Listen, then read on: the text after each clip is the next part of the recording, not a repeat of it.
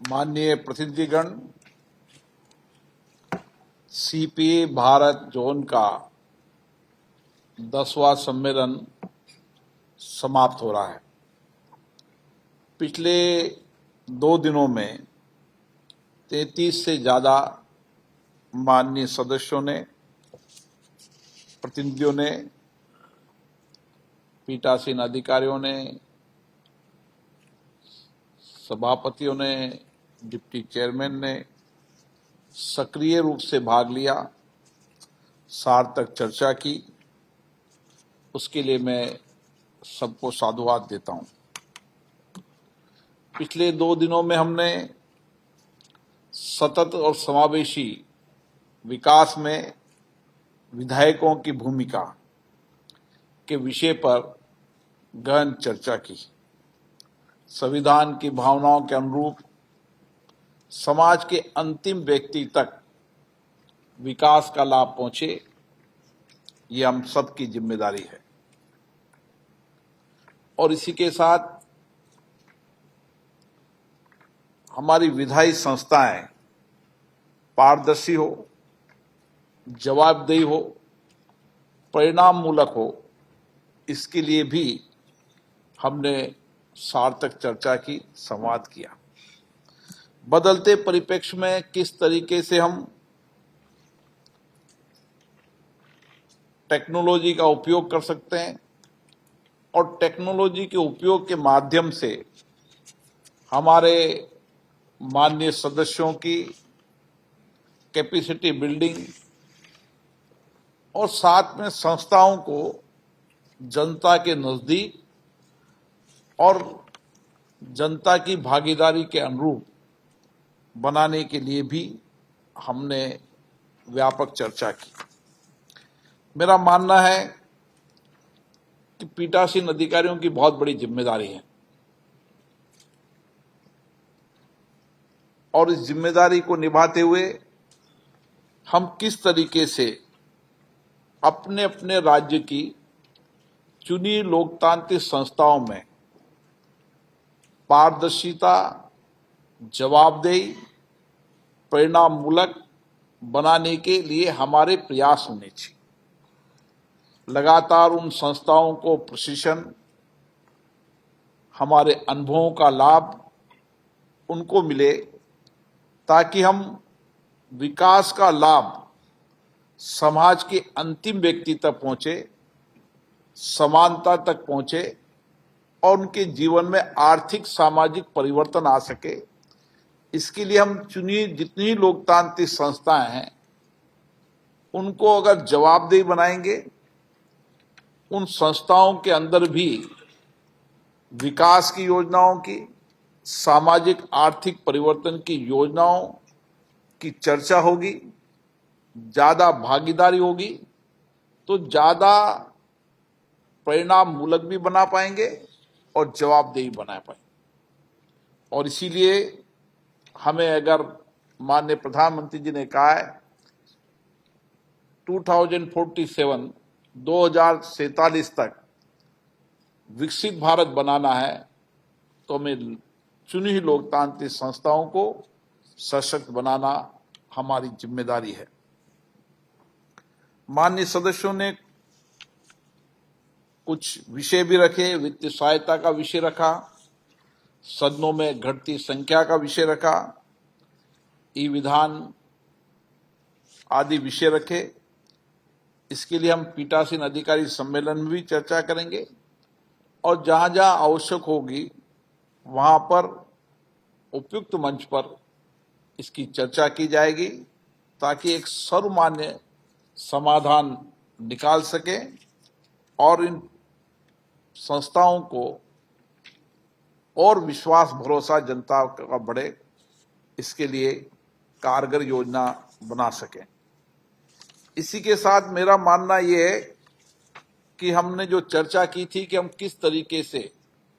अपने अपने राज्यों के अंदर जो वहां के बड़े मुद्दे हैं, वहां के सामाजिक मुद्दे हों, ज्वलंत मुद्दे हों और जिससे सामाजिक आर्थिक परिवर्तन किया जा सके, ऐसे मुद्दों पर हम विधानसभा विधान परिषद में भी चर्चा हो और आवश्यक होने पर लोकतंत्र की संस्थाएं, पंचायत, नगरीय पालिका, नगरीय क्षेत्रों के चुनी संस्थाओं में भी चर्चा हो, ताकि उन मुद्दों का एक परिणाम निकाल सके, उनका समाधान निकाल सके। क्योंकि लोकतंत्र में जितनी चर्चा संवाद होती है,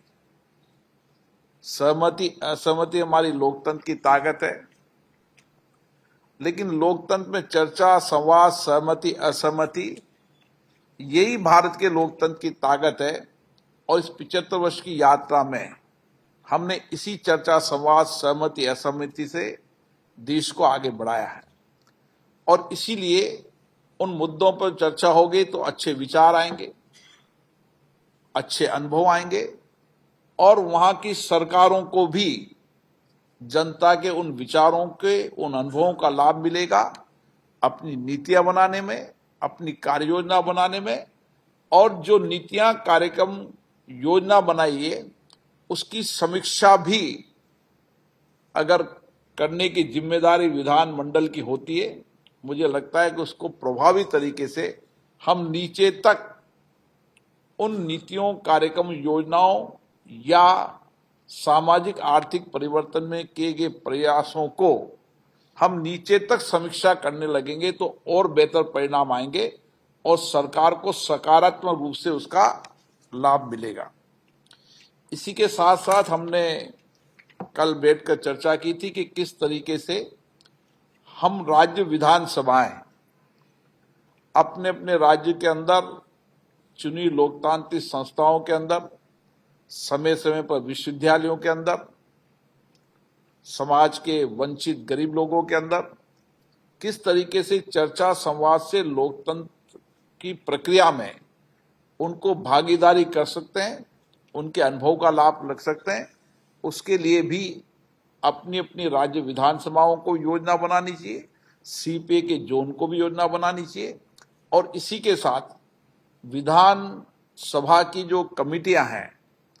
जो कमेटियां पूरे देश में एक साथ, ऐसी कई कमेटियां हैं जो सभी देश की विधानमंडलों के अंदर बनी हुई है, ऐसी विधानसभा कमेटियों के माननीय अध्यक्षों और सदस्यों के आपस में अनुभव, विचारों को साझा करते हुए किस तरीके से कमेटियों को प्रभावी बना सके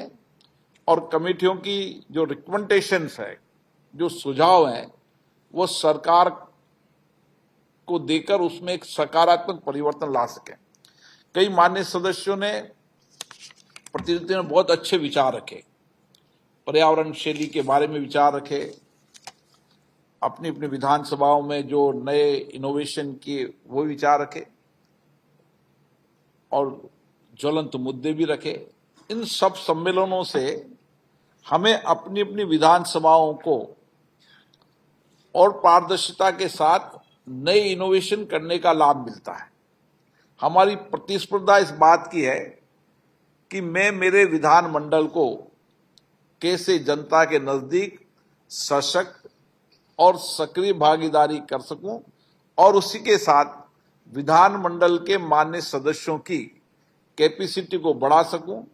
ताकि अच्छी चर्चा हो, अच्छी संवाद हो और चर्चा और संवाद से जो अमृत निकले उससे अधिकतम कल्याण हो सके। मुझे आशा है ये 2 दिन का सम्मेलन बड़ी सार्थक चर्चा के साथ हम समापन की ओर बढ़ रहे हैं और सिडनी, ऑस्ट्रेलिया के अंदर हमारे जो प्रतिनिधि जाएंगे वह भारत का पक्ष, देश के अंदर आर्थिक सामाजिक परिवर्तन में अपना पक्ष और जिन जिन विषयों पर कार्यशाला हो रही है उन विषयों पर और बेहतर तरीके से